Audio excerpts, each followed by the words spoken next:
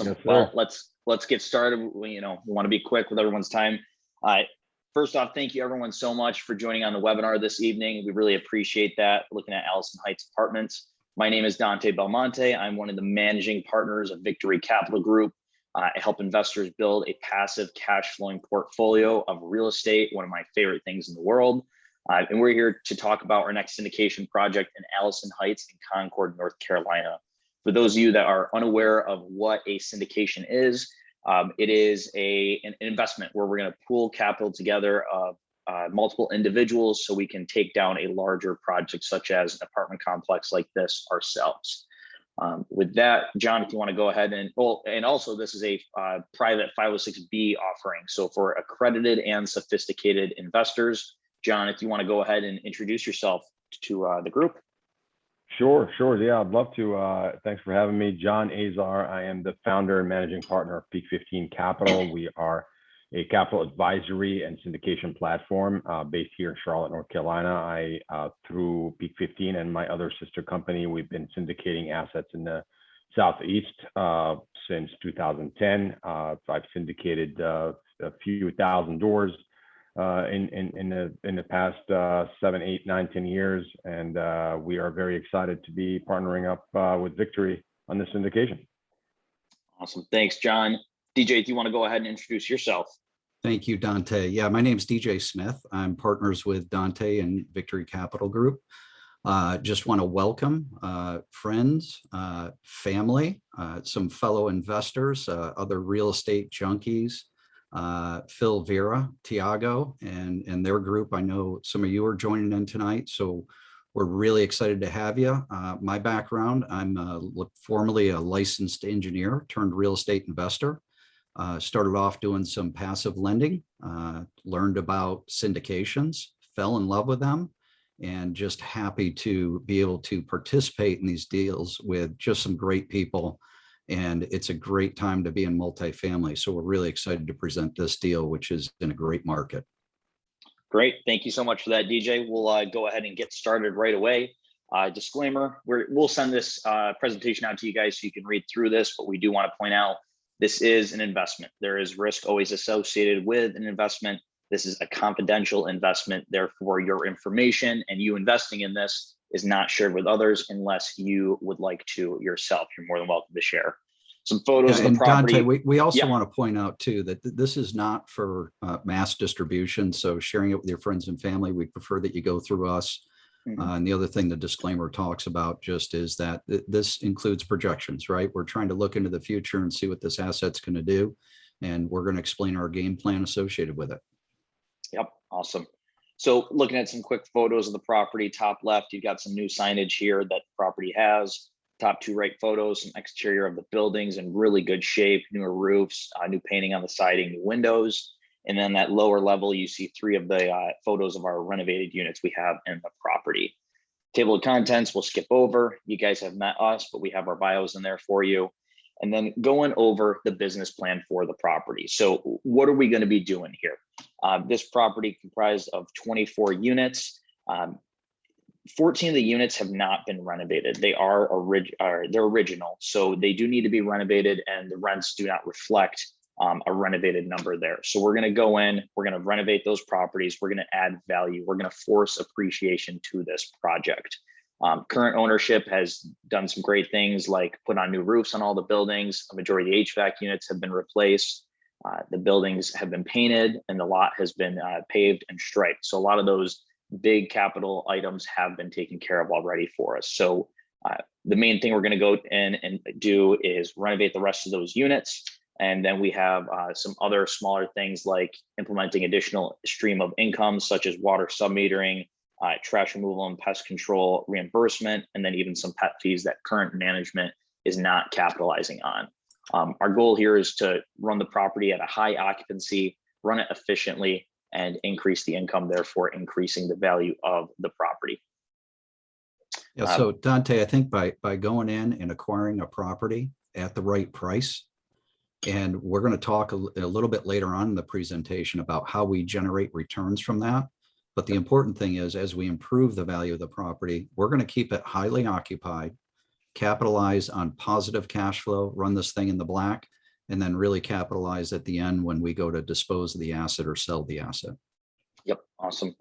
So looking at high level investment summary, we're purchasing this property at 2.5 million. That equates to about 104 a door or per unit. That's one metric we use to kind of measure the pricing of these commercial properties.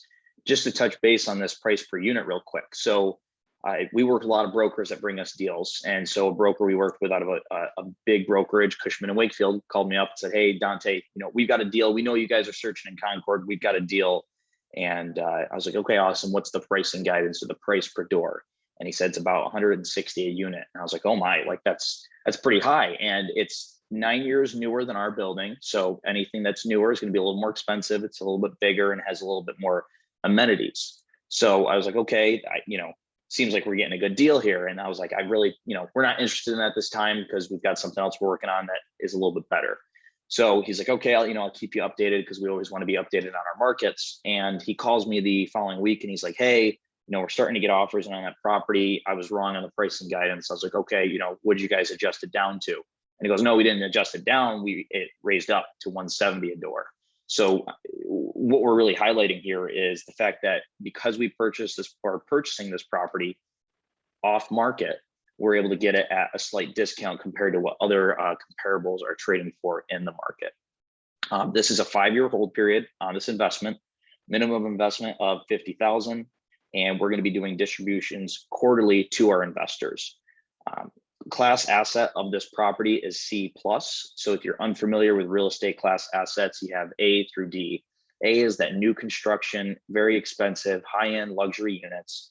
B is a slightly older asset that isn't as high-end. C is more of your workforce housing, blue collar, not quite government housing.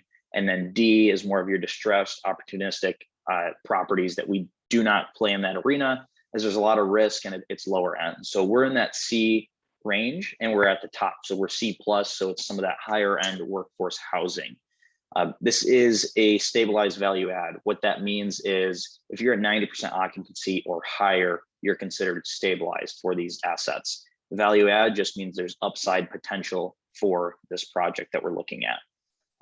As you'll see, 8 boxes down there because those are the highlights. The first one is the preferred return. For those of you that are unaware of what a preferred return is, you guys as limited or passive investors that are listening to this call here, you will get 7% return on your investment annually before us as the managers get any take at the property off of the distribution. So after 7%, then every dollar gets split up 75-25.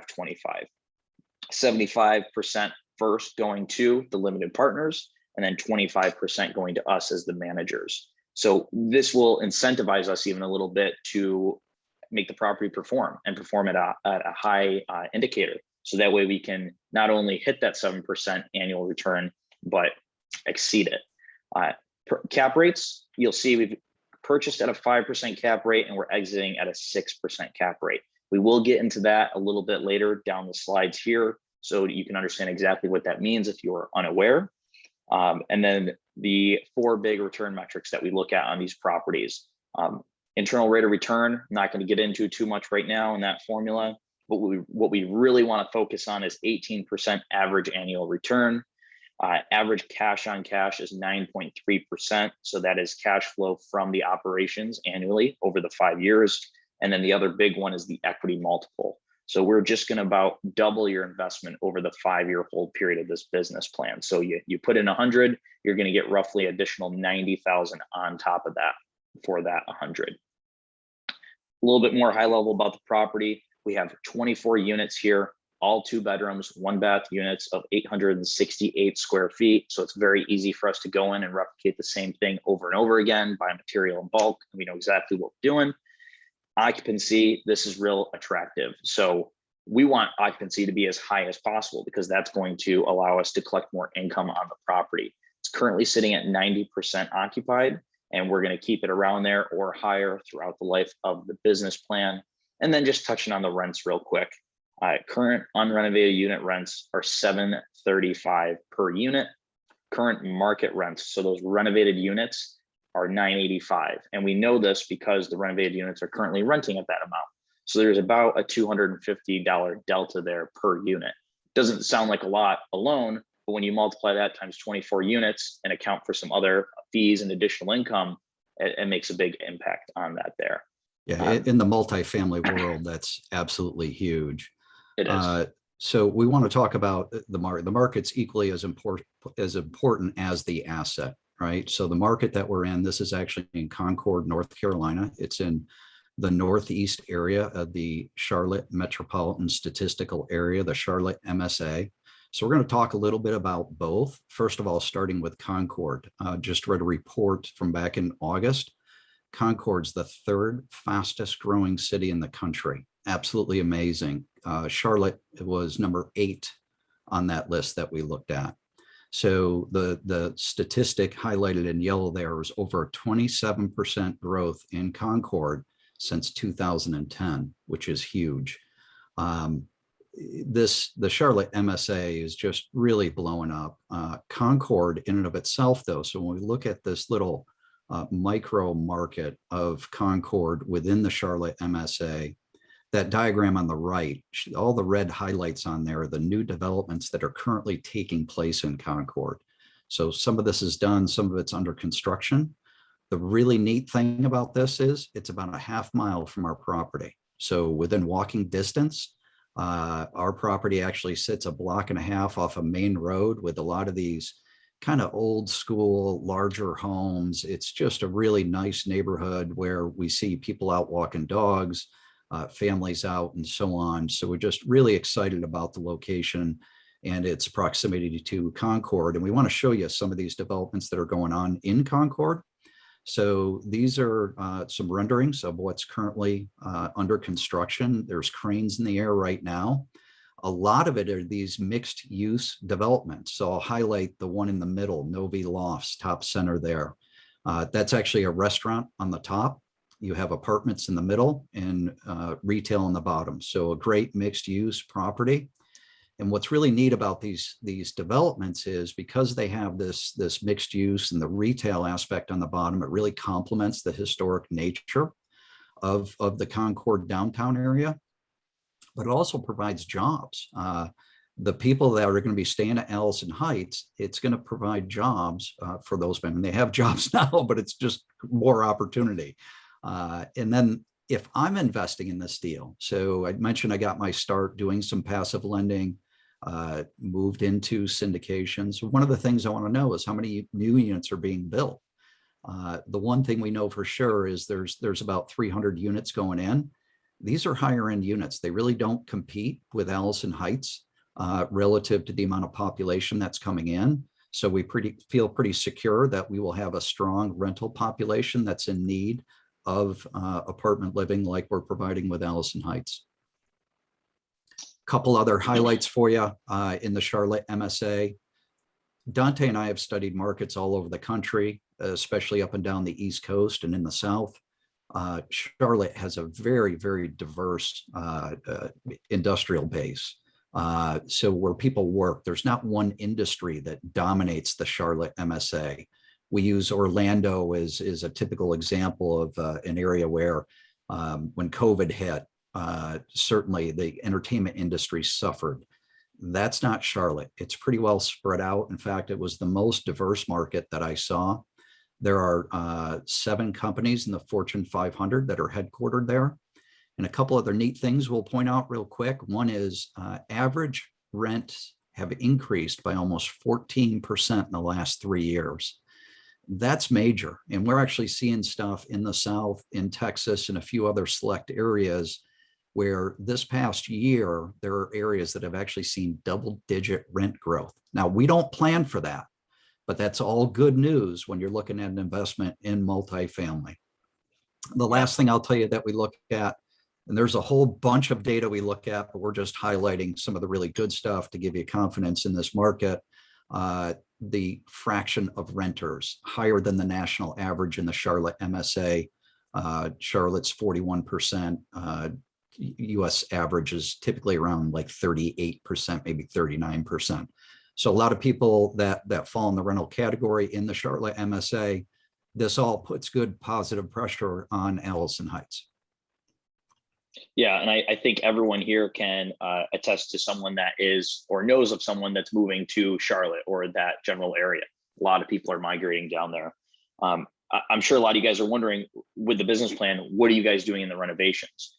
As you can see on the left side here, this is a before unit, or a current non-renovated unit is how we refer to it. You've got, older carpeting, you've got older doors, older appliances, older cabinets, windows, and that's renting for an average of $735 per unit. On that right side, you can see it's bright, it's clean, it's got new vinyl flooring, new windows, new light fixtures, paint, cabinets, appliances, and that renovated unit is going to rent for $995. So you've probably seen $985 and $995 got thrown around there a little bit. $985 is currently what the renovated units are renting at. $995 is where we predict these units are going to be rented at by year 2, after we go in and renovate all the properties, or all the units, excuse me. So speaking of those rents and those projections, let's look at some numbers that actually show and support what we are telling you. So first off, looking here, you'll notice we're in yellow, $995. We're definitely at the bottom of the pack when it comes to rent comps. This $995 is our projected year 2. Whereas you look at all these other guys in blue, that's current asking rent for their units. So those rents are only going to go up, and we're already up where we want to be. So we're being very conservative here. Some things you're going to look at is you're going to look at year built. All of our comps are within 5 or 10 years, plus or minus for the most part. They're all going to be 2 bedrooms. They're all going to be, 1 bath, 2 bath. Square footage is going to be fairly similar, but what we're really focusing on here is going to be that rent per square foot. As you can see, we're 114. The average is 126. We're near the bottom of the pack, which is what we want. We want to be on the lower end, so we have room to grow, room to add value, room for the investment to improve. Right. And Dante, again, I just want to emphasize the fact that these are our projected rents for renovated units. So a lot of these other ones are not renovated. And I think you're going to talk a little bit more about that too. Yeah. So Summerlin at Concord, you'll notice that they are built right around the same time, very close vintage. They're both 2-bed, 1 bath. We're 868. This, we fall smack dab in the middle of the 2 different 2 bedrooms they have in this complex. Rents are much higher than we are, especially on a price per square foot. And the crazy part is they don't have renovated units. They've got those older carpets. They've got those, brown cabinets, that original vintage 1985 look, old fixtures, old appliances. Where in our building in Allison Heights, our buildings, I should say, it's going to, you saw how the renovated photos look. You can even see it on the left side here. You've got new floors, new trim, new windows, new cabinets. It's going to look great. And one outlier you may say is, the suites at 57 South. We didn't include that to inflate the numbers by any means, because if you notice, their square footage is almost double of what we are, and therefore their rent is, but we're really looking at the price per square foot at a comparable building. It is a little bit older, but it's going to be renovated to where we're renovated. Yeah, and we're looking for upside. So, Summerlin, I think, is a great case for upside on where rents could potentially go because of the similar age, similar size. Obviously, more amenities. We can't quite push it that much, but it's so much higher than us. It shows that there's potential to go beyond the 995 that we're projecting. Again, the conservative nature of how we've underwritten this. Exactly. So looking at debt and mortgage on the property. So we utilize debt on the property to push up and make returns greater for ourselves and the investors. So what we're doing here is we're taking a Freddie Mac small balance loan on the property. A few key highlights I want to go over real quick is interest rate. So we're at 3.5% on a large commercial mortgage of this size. That is a phenomenal interest rate, and we're locking that in as a fixed rate. Interest only 24 months or 2 years. So what that means is, as we're implementing that business plan through year 1 and 2, and we're doing the renovations, we only are paying interest on the loan. So therefore our debt service is lower and we're cash flowing more. So in year 1 and 2, we're renovating those units. After year 3, and we've renovated everything, that's when the principal is going to kick in. So we're paying principal and interest. And because we're up here on this income now, we can handle that payment and still cash flow positively and make a great return. Amortization, you're looking at 30 years. So we're stretching that out to really maximize cash flow. And then the last thing I want to point out here is the term. So we said this is a 5-year business plan, but we have opted in to select a 7-year term. The reason for that is, again, being conservative, our contingency plan for this project. Maybe something happens in year 5 in the economy or anything at all, and we want to hold that property for another year or 2. Well, we have that option. We're not forced to sell or forced to refinance because we have an extra 2 years on this loan. And then starting from top to bottom here on uses, we've got our 2.5 purchase price. We're putting in about $225,000 in renovations between those interior units that we're going to renovate and any exterior facelift, so to speak, that we're going to put on the property. Highlighted in yellow here, because this is very important. We're talking about our working capital, our reserves, call it our rainy day fund or our savings account. That's, in case if we need to keep this property afloat and the income's not where we need to be, we've got the contingency plan. We have the money set aside. And then closing costs, you're looking at about $100,000. And then acquisition fee is our deal level fee that allows us to provide you guys this great opportunity to invest. And that is much lower than you'll see in the world of syndication. Syndication acquisition fees sit anywhere from 2 to 4% of the acquisition or purchase price. We're sitting right at 2%. And then, sources of funds, where are we getting the funds from? 1.2 million is that total raise on this project. 1.8 million is the debt, the mortgage we're using to leverage all of the funds here. It allows us to do a bigger project and allows us to get better returns. So super happy with that. And then touching on the income and expenses.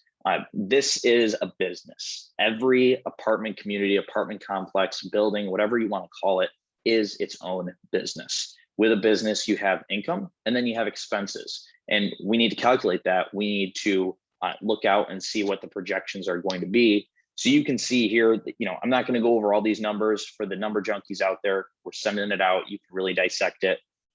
Historical T12. So what that is, T12 or trailing 12 is a 12-month snapshot of the property and how it's performed. It's profit and loss statement. So as you'll see here, we also have projected year 1 through 5 of what we project the property to perform at. Looking at this upper area here, this is going to be the income portion. You'll notice that, it has a jump in year 1 and a jump in year 2, because we believe it's going to take 2 full years to implement our business plan, get units renovated, get units rented at that $995 by year 2. And then you'll notice here our expenses. A few expenses I want to go over are going to be our fixed costs. So things like insurance, we know what that's going to be. It's a predictable cost that we can calculate. Current insurance on the property, they're paying about $9,500. We're paying about $4,000 less annually. The reason for this is we have relationships, great relationships with insurance brokers throughout the country. We shop the rate and we have more than enough coverage for this property against natural disaster. So your investment is always secured with insurance. Not that you have the opportunity to lose the investment, of course, but we're saying the building itself will always have some value behind it because of insurance. So the policy we placed on the property is more than adequate to cover the property. Looking at contracted services, that's going to be things like trash removal, pest control, because we're in the South, and landscaping. We're almost cutting that in half, $4,000 less annually, because again, the relationships we have in the area, other property and potential property we have in the area, we've been able to use the economies of scale. 2 other numbers I want to point out real quick. You'll notice repairs and maintenance. So the actual repairs done to the property and the units and the maintenance that has to be done, and the turnover / make ready. When a tenant moves out, painting, putting new carpet down, whatever that may be to make the unit look great. You'll notice it's $6,000 and $3,000. We always account every year for our expenses to grow, no matter what's going on. But you'll see it'll double in year 3, 4, and 5. In year 3, 4, and 5, when we're stabilized, that is going to be the regular fixed cost that we set aside on this many units. The reason why it's cut back in year 1 and 2 is because if you remember, we have that $225,000 renovation budget. All that money is being put into those units that need to be renovated. So therefore, it's not coming out of our repairs and maintenance account. There's still renovated units, and there's always going to be repairs and maintenance to a property. So that's why we still leave a budget in there. Same thing with turnover. As tenants leave, we're not using our turnover budget to renovate the units. We have that actual renovation budget of the $225,000. And then just looking at the bottom, you take your income, you subtract your expenses. you have your net operating income. And as you can see, you know, these 2 years, it jumps, and then it has a modest increase each year, year over year. And that's because we're continually to raise rents in line with the market. And that way we can always increase the returns on the investment. So now I'll switch it over to DJ talking about cost segregation and what we're doing for taxes on the property. Yeah, I'm actually going to hand this off to John in a second, but I mentioned that I started doing some passive investments in syndications. And what was really neat was the first year I did it, I got my K1. My account value was going up because I'm getting paid these cash distributions, but my K1 comes in and shows a loss. So John is really good at kind of telling us why that is and some of the benefits of that. But it was just a really neat thing for me to see that on paper, I'm actually showing a loss, but my account value is going up. And John, why don't you take over and kind of talk how that works? Yeah, absolutely. By the way, that's called a phantom loss in financial circles. So but which means it's not really a true loss. It's called a phantom loss. It's a loss on paper, which goes directly into reducing your taxable income if you have an accountant that knows remotely what they're doing. So cost segregation is essentially really just a fancy word of depreciating physical assets. It's the process of depreciating an asset and taking that depreciation and translating it in economic terms into directly into a cost benefit or economic benefit to the limited partners who are participating in an investment. And we've done this through our other portfolio. As I mentioned earlier, I have a sister company that we've been syndicating assets in the Southeast for many years, and we've always employed this strategy of cost segregation and asset depreciation because it's a huge benefit to our investors. It's one of the things that really sets apart this type of investments in real estate circles. Even from other, I mean, you can get cost segregation in other aspects of commercial real estate other than just multifamily, but it really sets this apart from any other type of investment such as bonds or stocks, because you're just not getting that same type of taxation benefit as you do in real estate using this cost segregation method.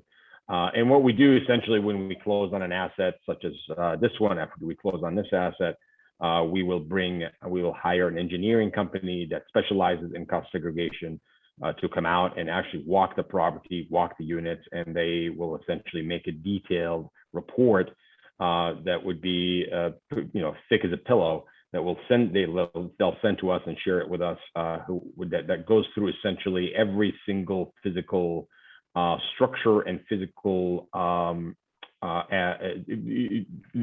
part of the asset itself. Anything from, and these are not just big physical things. These are not just roofs and sidings and floorings, but they also include things like countertops and fixtures and appliances and lights, and even actual light bulbs that are in the property. So they really go really detailed, really granular. And that report essentially is used as the basis of how much we can use all these things that they break down individually. In concert, they all form some kind of a life obsolescence. This is what you're actually depreciating. You're depreciating the life obsolescence of these things. Roof have a life obsolescence of 15 years. A light bulb has a life obsolescence of maybe a year or 6 months. A fixture might have a life obsolescence of about 2 years or 3 years. So they're taking all these things in concert and consideration and formulating this extensive report.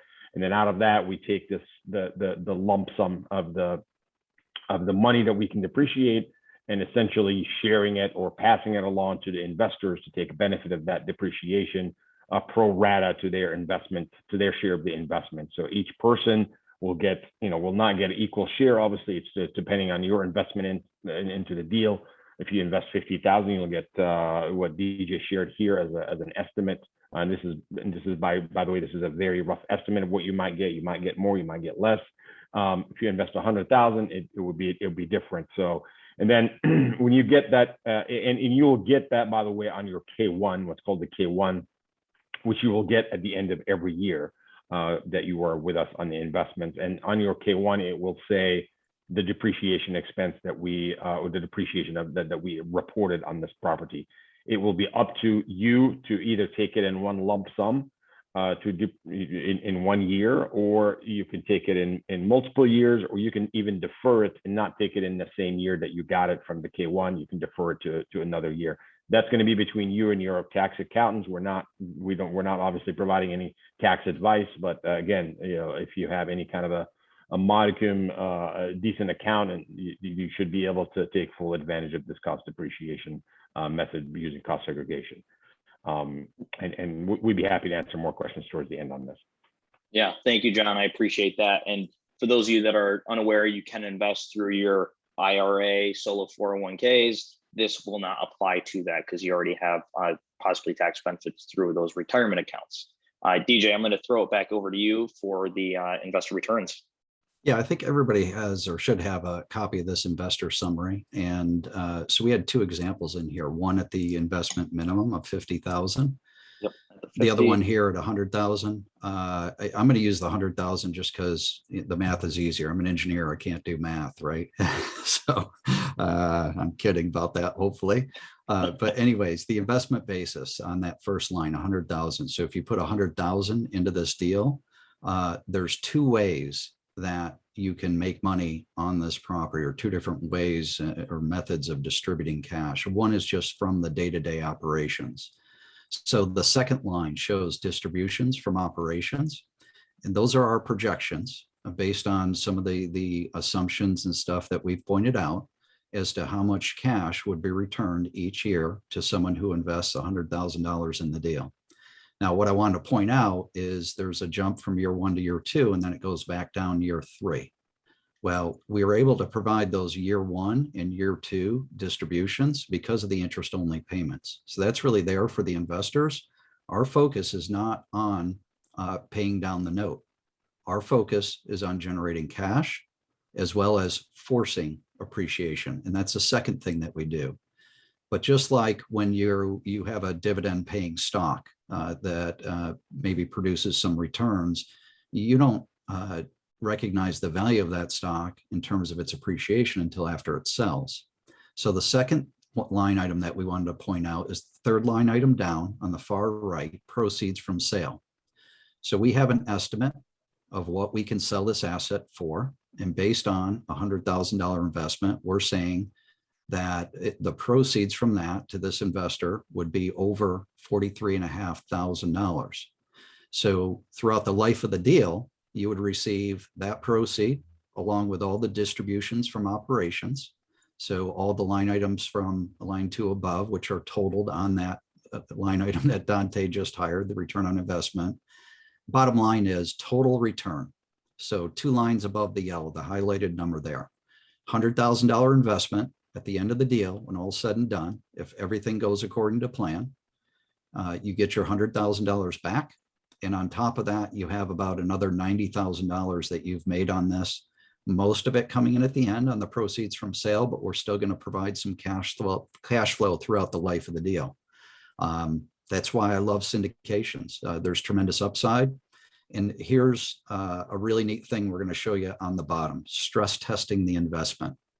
We've mentioned a conservative assumption relative to rents. Rents drive the income. So we want to make sure we're not overly aggressive. We want to make sure we're providing or preparing a business plan that we can achieve. And here's the other way we believe that we can achieve it. We're buying this property at about a 5% cap rate, or what we call a 5 cap. That's that number that Dante is highlighting on the bottom. However, we're going to assume that we're going to sell it at a 6 cap. So it's an increase, and John also does this really well, of 20 basis points per year we're assuming are going to be added on to the cap rate for every year that we hold it. That's a conservative number, and here's why.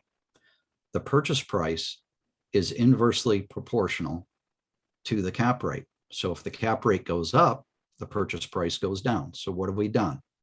We've assumed by using a higher cap rate that we're maybe not getting as much as if we were to sell it at the same cap rate that we went in at. Now, all the market predictions for multifamily right now would say that the cap rate will either stay the same or go lower.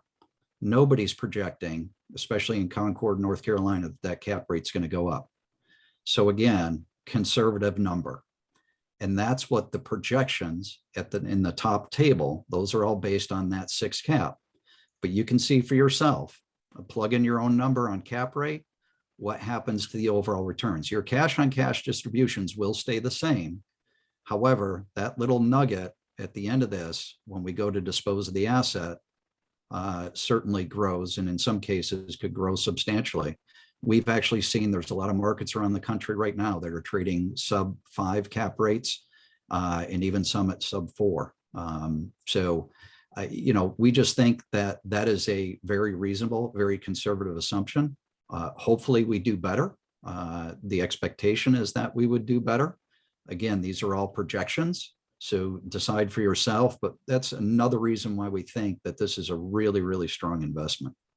Yeah, I mean, great job explaining that, DJ. Some key takeaways from that is we're being conservative, and lots of national brokers we work with, JLL, CBRE, Cushman & Wakefield, Marcus & Millichap, they have annual and quarterly reports that we read, and all of them are predicting that this cap rate, or the market cap rates in these markets, are going to compress even more than they have now. So markets like Charlotte, Austin, Houston, Phoenix, Atlanta, they are all having these very low cap rates come in, which is great. And we hope that continues. If it doesn't, we've accounted for that. And cap rates don't jump up like crazy. Right. And one other thing I wanted to point out, Dante, is that we may not hold this asset for 5 years. If we meet that 1.9 equity multiple, there's an opportunistic sale opportunity out there. We may dispose of it after 3 or 4 years. If market conditions are still strong, maybe we ride out the 5 years and produce those higher returns. So this is all a matter of, again, taking advantage of an opportunistic sale. But our goal overall is to deliver that 1.9x equity multiple within 5 years. That's the big goal. If we can do that, I think anything else we can pile on top of that is gravy. There's also one other thing, Dante, that we haven't mentioned in terms of these waterfall distributions. There is one waterfall distribution. As you go through the documents that you'll see, I want to be fully transparent. We talk about a 7% preferred return. We don't make anything until our investors get their 7%. Then we split investments at 75-25 after that, until we reach a 17% IRR. At that point, and what we're doing here is we're incentivizing our team to produce some great returns. If we hit the 17% IRR mark, then the distributions are then 50-50 between the general partnership team and the investors. So I just want to be fully transparent about that. We certainly encourage everybody to read your documents. I've invested in a lot of syndications where I see multiple waterfall distributions. So our thought process going into this is, let's give the investors the preferred return. Let's give them their projected return at the 15.6. If we exceed it by literally 1.5 points, then at that point in time, then we can start rewarding our team. But it's not until after we're producing great returns for everybody that invests in this deal. Yeah. And our goal is to, under promise, over deliver. We always want to beat projections, but those projections are conservative and we want to deliver those first and foremost. Going over to property management. So we are not physically managing the property. We are not doing the day-to-day. We have hired a professional third-party property management company, a team of a property management company. And we say this because they manage just shy of 11,000 units throughout North Carolina. And the reason why, we've interviewed and vetted a lot of property managers, and the reason why we selected this one is because they specialize in this class of an asset, this size of an asset, and this type of asset, multifamily, C class, and this size. Everywhere we would go, we'd run into these guys on C to B class assets because they're a very strong player in this arena. We manage the manager. So again, we're not right at the property every day. We are periodically going into the property and checking to make sure everything is running in line with the business plan, but we are managing the property manager. We have weekly calls with them to make sure we are in line with the business plan. And if we are not in line with the business plan, what do we have to do to get back on track and improve it, even make up for any lost time that we missed out on? It's a professionally trained team that they have on Wellington. They send their employees out for annual education and certification in property management. They know what they're doing. We let people who know what they're doing stick to what they're doing, and we stick to what we're good at. And again, can't emphasize enough that A team that we put together for this. We hired one of the best real estate attorneys you can get. He's on the multifamily board, multifamily association board. Our brokers, our insurance brokers, our property managers, you name it, or even our SEC attorney that put together the documents and the offering for us. And again, that communication with the property management is key. Being able to continually contact them and talking about what's going on to make sure the business plan is going in line. Next steps. I'm sure some of you guys are curious, what's next? What do we do? So first step, October 7th, that's this evening. We've gone over the presentation webinar. Next step that is due by October 21st is your commitment. So we'll walk you through this in a second, what it looks like, but we have this awesome portal available for you guys online where you can make an account, make a password, put your info in there. You can review all of our documents, then you'll sign them, you'll get them sent over to us, we'll review them. And then that third step, October 28th, it's red because it's important. That is the deadline for funds to be wired to our capital account for this project. We have to express, this is on a first come, first served basis. There are limited investor spots available. And in order to secure one of those spots, you need to reserve your spot, get your documents into us, get them signed, get the funds wired to us, and then you will get confirmation from us and our team letting you know that the documents are in place. And then your fourth step, November 9th, we have the projected closing date for the project. Real quick, we've got this, I'll put these links in the chat for you guys. This first link is to the portal on how you can get logged in and how you can make a reservation. That second link is going to be an invite to schedule a one-on-one call or a group call with myself, DJ, and John. If you have further questions about the investment, if you're looking for more nitty-gritty info, you also have some of our contact information below. So real quick, I'm just going to take us to the portal link. So we'll put this link in the bio, or excuse me, link in the chat, and then you'll notice, you have our branding here, you have our portal. I have a personal account that I'm going to show you guys an example with. Register now if you don't have an account, or you can log in. Once you get logged in here, you're going to see the investment is right there. You've got some great photos we took of the property while we were going in, because again, we spent a lot of time to this property. It's a very clean asset. That's why we're going after it. We brought our